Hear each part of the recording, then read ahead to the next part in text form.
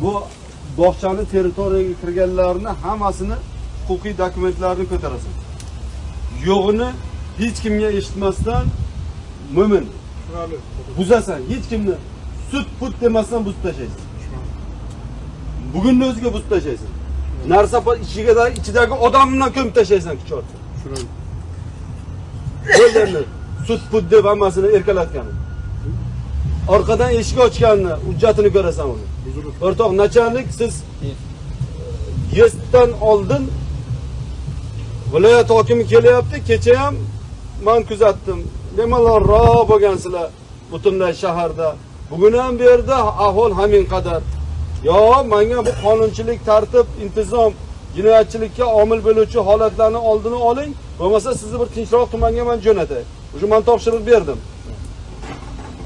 Tushundingizmi? Yo o'zgarish qiling.